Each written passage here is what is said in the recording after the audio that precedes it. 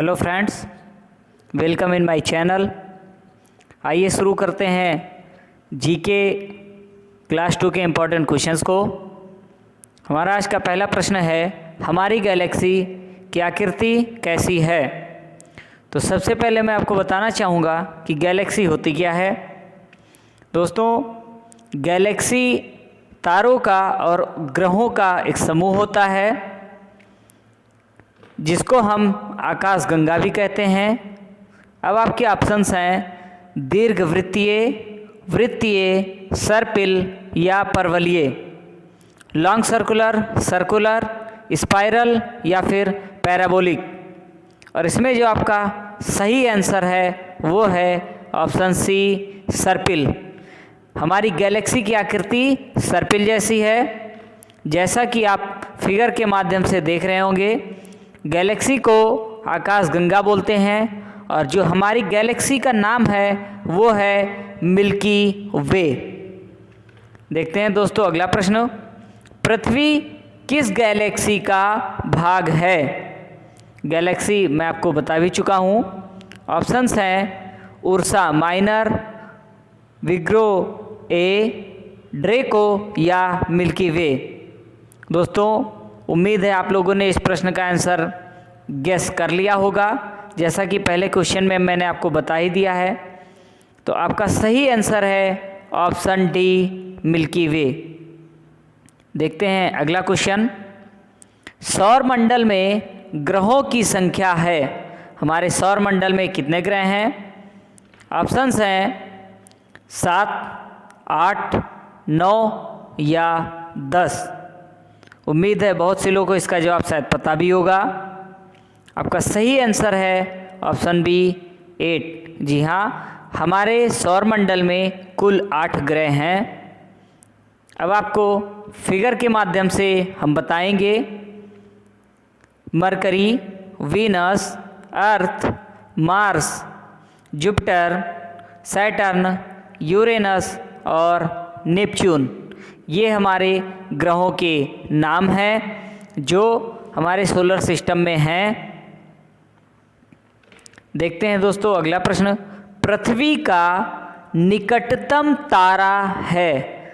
हमारे पृथ्वी के पास जो स्टार है वो कौन सा है। ऑप्शंस हैं वोल्फ, सिरियस, बर्नार्ड्स या प्रोक्सिमा सेंटोरी। इसका सही आंसर है ऑप्शन डी, प्रोक्सिमा सेंटोरी। जैसा कि फिगर के माध्यम से आपको दिखाया गया है, ये अल्फ़ा सेंटोरी ए भी एक तारा है, अल्फ़ा सेंटोरी बी भी एक तारा है, लेकिन हमारे पृथ्वी के पास जो सबसे निकटतम तारा है वो है प्रोक्सिमा सेंटोरी, जो कि पृथ्वी से लगभग 4.24 लाइट ईयर्स यानी 4.24 प्रकाश वर्ष की दूरी पर स्थित है। इससे आपको एक क्वेश्चन और तैयार करने का मौका मिल सकता है कि प्रोक्सिमा सेंटोरी जो तारा है वो हमारे पृथ्वी से लगभग कितना दूर है। तो आपका सही जवाब होगा 4.24 प्रकाश वर्ष। जी हाँ दोस्तों, इसी क्रम में हम अगला क्वेश्चन देखेंगे, सूर्य के सबसे दूर स्थित ग्रह है, यानी कि सूर्य के जो सबसे दूर स्थित ग्रह है वो कौन सा है। ऑप्शंस हैं यम, वरुण, अरुण या बृहस्पति। यानी कि आप अगर इंग्लिश में इसको देखेंगे तो प्लूटो, नेपच्यून, यूरेनस या फिर जुपिटर। और आपका सही आंसर है ऑप्शन ए, यम। इसीलिए इसको ड्वार्फ के रूप में कहा जाता है कि ये ड्वार्फ हो चुका है, रेड ड्वार्फ, और ये लगभग विलुप्त हो चुका है। इसलिए इसको छोड़कर अब जो सौरमंडल के हमारे ग्रह की संख्या बताई गई है वो 8 ही बताई गई है। देखते हैं दोस्तों अगला प्रश्न, दिन और रात कहाँ बराबर होते हैं। मतलब ऐसी कौन सी जगह है जहाँ पर डे और नाइट इक्वल होते हैं। ऑप्शंस हैं कर्क रेखा पर, मकर रेखा पर, विषुवत रेखा पर या ध्रुव पर। मैं आपको बताना चाहूँगा ये 3 रेखाएं हैं, कर्क रेखा, मकर रेखा और विषुवत रेखा, जो कि पृथ्वी को पार करती हैं। और आपका सही आंसर है ऑप्शन सी, विषुवत रेखा पर। अब आप फिगर के माध्यम से देखेंगे कि यहाँ पे कर्क रेखा गुजरती है। इससे आपको एक आंसर और मालूम होगा कि भारत के मध्य से कौन सी रेखा गुजरती है, वो है कर्क रेखा। और पूरी पृथ्वी के मध्य से जो गुजरती है वो है विषुवत रेखा, और उसके नीचे है मकर रेखा। यहाँ दोस्तों ये 3 रेखाएं हैं, और इसी में आप एक आंसर और जानेंगे। विषुवत रेखा के ऊपर की तरफ यानी उत्तर की तरफ आपका 23.5 डिग्री नॉर्थ में है, और मकर रेखा 23.5 डिग्री साउथ में है, यानी कि दक्षिण में, साउथ में, और उत्तर में कर्क रेखा 23.5 डिग्री यानी कि नॉर्थ में है। और इन दोनों अक्षांशों के यानी लैटिट्यूड के बीच की जो दूरी होती है वो 111 किलोमीटर होती है।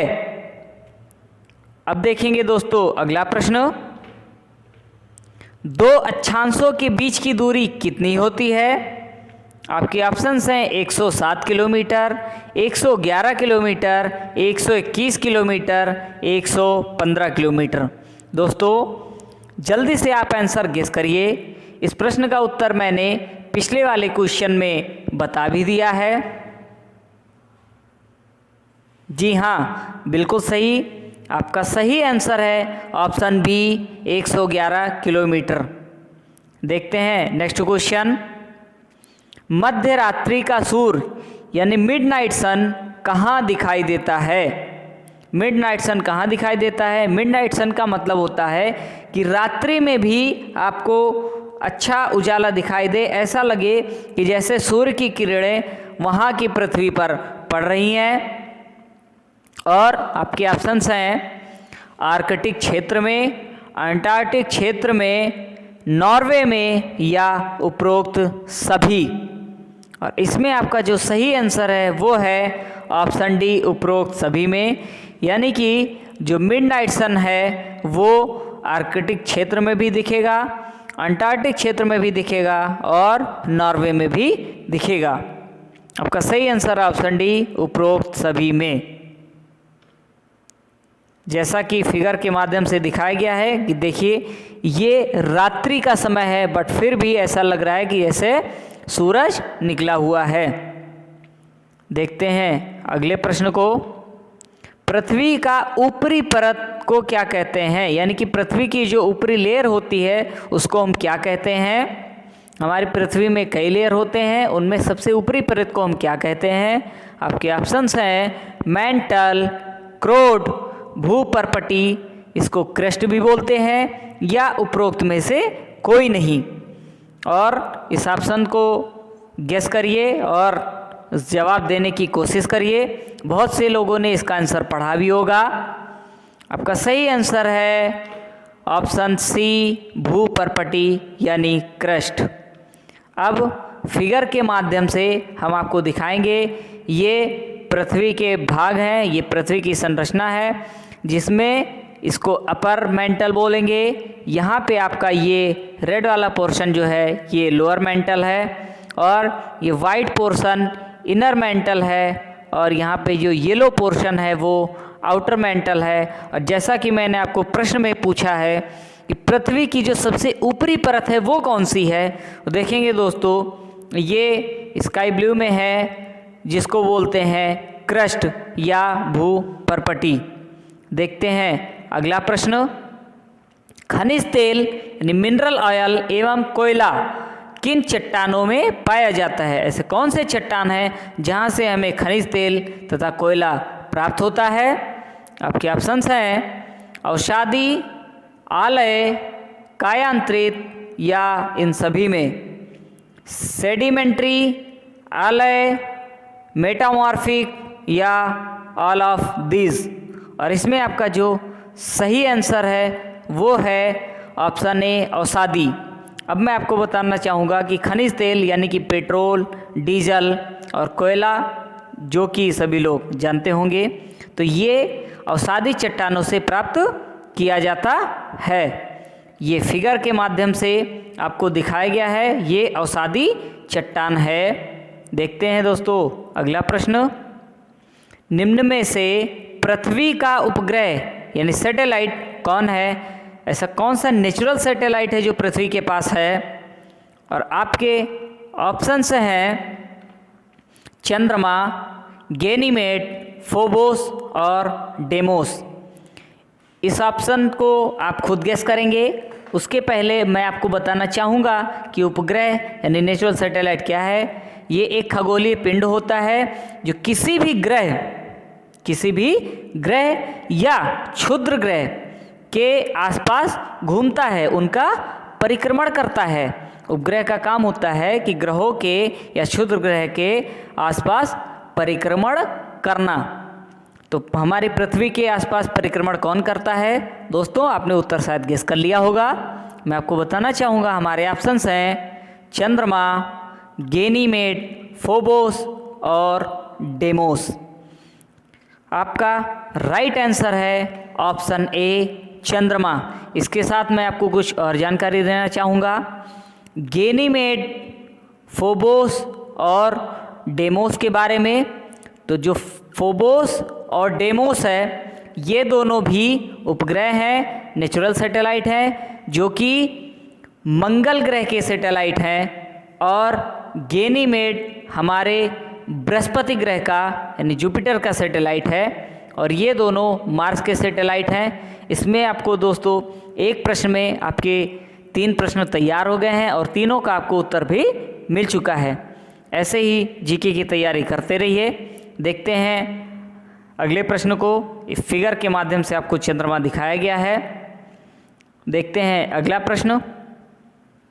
विश्व का सबसे ऊंचा पठार यानी कि हाईएस्ट प्लेटू कौन सा है? आपके ऑप्शंस हैं अरब का पठार, तिब्बत का पठार, मंगोलिया का पठार या कोलंबिया का पठार। ये सारे प्लूटो हैं और आपका सही आंसर है ऑप्शन बी, तिब्बत का पठार। पठार होता क्या है? पठार एक ऐसा स्थल होता है जहाँ पर आप देखेंगे कि वहाँ की आसपास की ज़मीनें पर्याप्त ऊंचाई होती है आसपास की ज़मीनों की, तथा जिसका ऊपरी भाग जो होता है वो थोड़ा चौड़ा होता है और सपाट होता है। और इसके आसपास की जो ज़मीनें होती हैं वो समतल होती हैं, यानी कि ऊंचाई वाला भाग चौड़ा और सपाट होता है। और इसी में आपको मैं एक प्रश्न और बताऊंगा कि जो तिब्बत का पठार होता है उसको पामीर के पठार के नाम से भी जाना जाता है तथा संसार का छत भी कहा जाता है।